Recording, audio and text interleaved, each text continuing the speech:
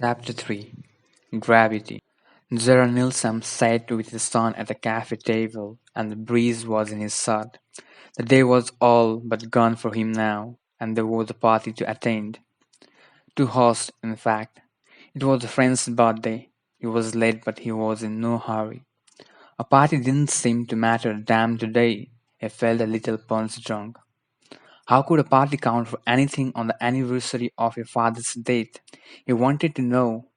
How the hell could anything matter? This morning he had woken full of ghastly sensations, like those he had always associated with empathies. He was afraid. With great concentration, the little boy made a handprint with ice cream on the glass table and looked beyond him. Nilsson saw the traffic pass. He had come to love the city. It was no capitulation on his part, merely a gradual awareness of new beauties. He was older now, he felt it. Go home, Daddy? In a minute, mate. Let me finish my coffee. Wait, little man, he thought. Let me linger. Nilsson's pulse quickened as though he were about to take a leap. The 3 years old's eyes were intent on him. They were black beneath his fair hair. Punks?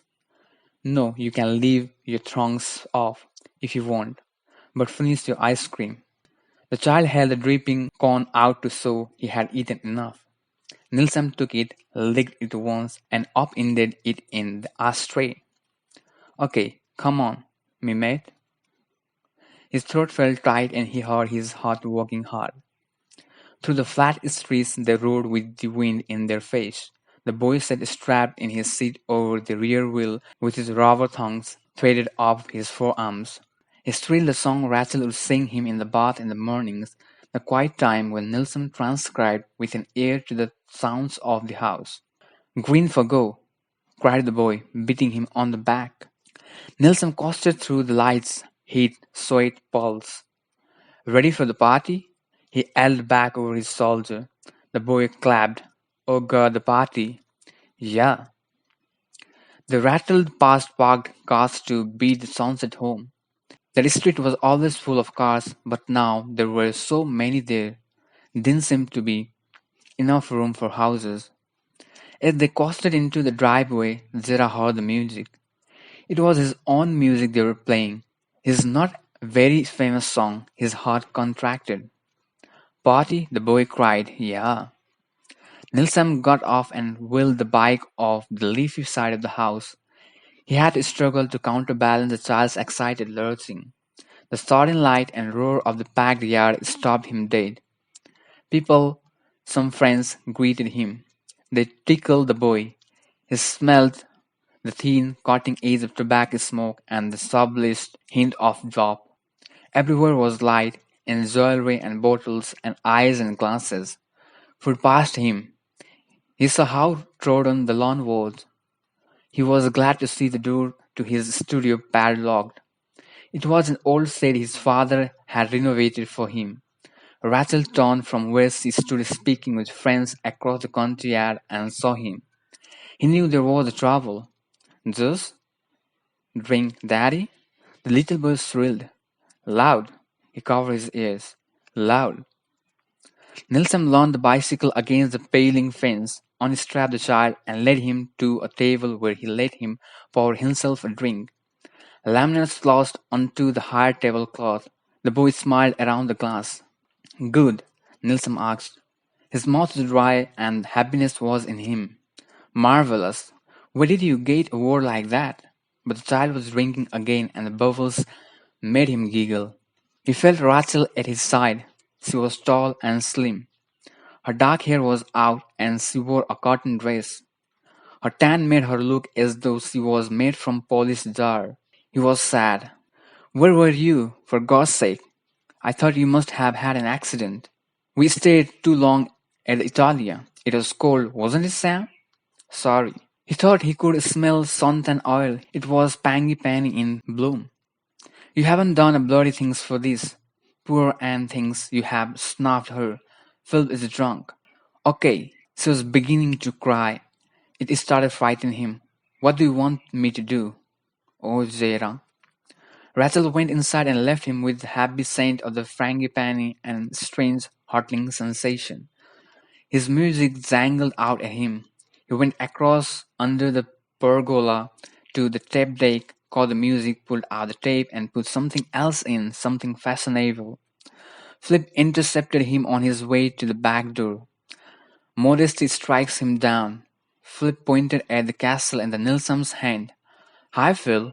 My wife is offended, and you are drunk, I have heard. Philip had got thin these past years. 8 years back he had married Anne and they had honeymooned in Nilsson's shack on the south coast. Though it had not been a success. Anne had grown fat, Nilsson carried too much weight himself and it had begun to annoy him.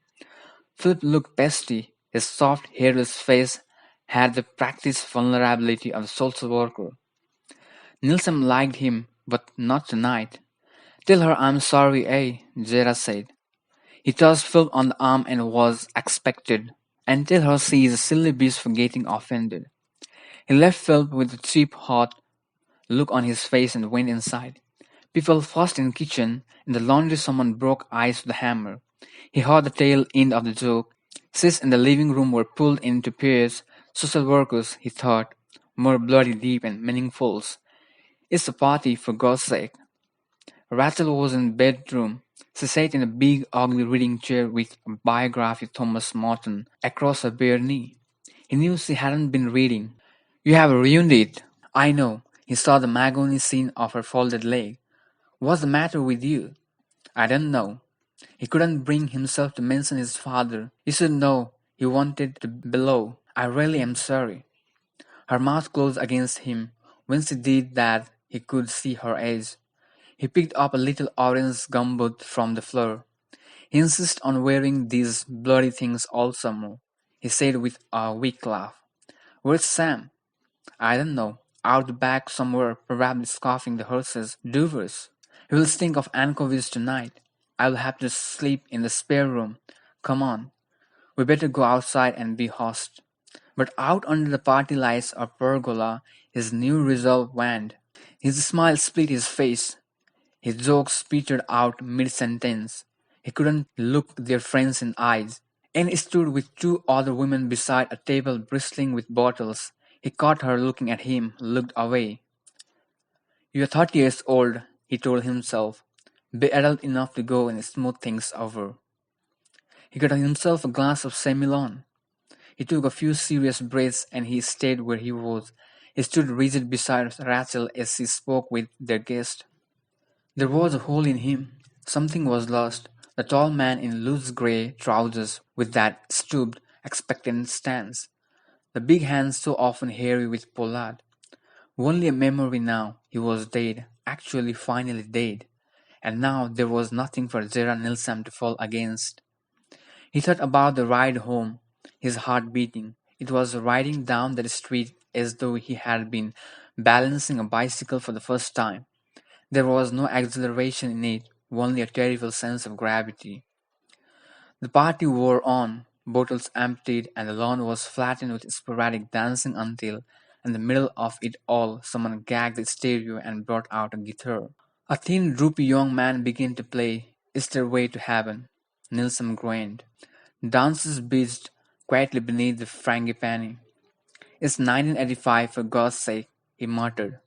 1973 is over. Someone sauced him. Someone else tittered. Amateur's not good enough for you, a woman hissed from across the country ad. Nilsson found a chair at the end of the garden. He had waited it out. From there he overheard the same conversations about IVF family therapy as, after a while, Sam came by, slit-eyed and cranky. He put the child over his knee and put him to sleep with 3 or 4 pat on the back. Nilsson weathered it out, protected from conversation by sleeping child. Use the brakes, Jera. Old man running behind. Tinsel on the lawn, Christmas.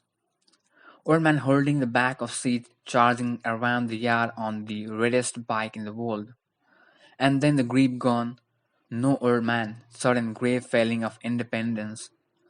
Turning. He'll be right, the old man calls. Then the roses, the thorns, looming. Wow!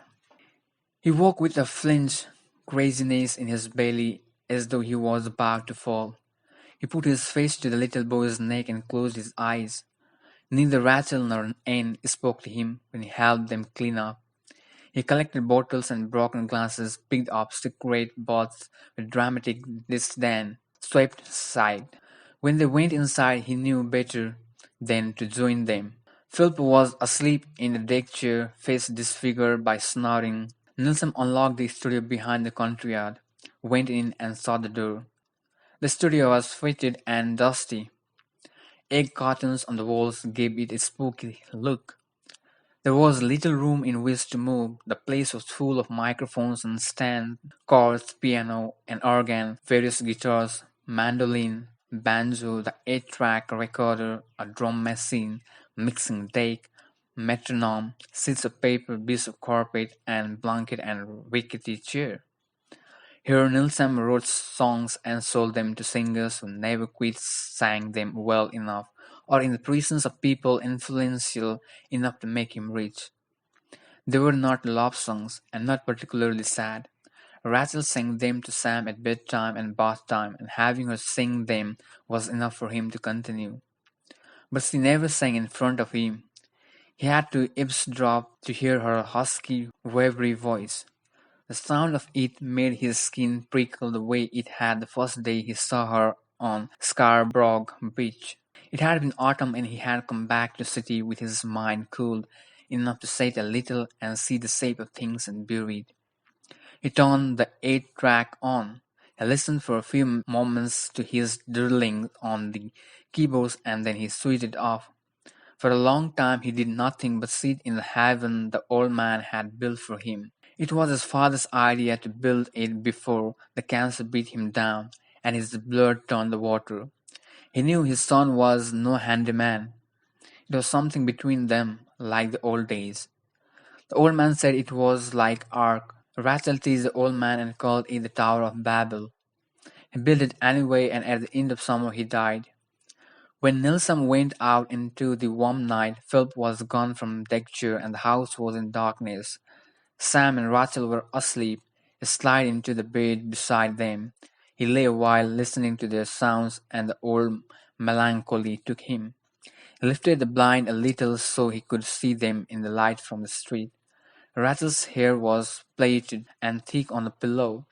Sam was face down between the pillows looking, as always, as though he had fallen asleep crawling, and in a moment he saw the birth again, the awful rending of the flesh, the tiny blue slug tossed into the Rachel's belly, the crew snatching him away to walk on that sunken little chest, that hiccuping little chest, and letting go the blind, he fell back onto his pillow.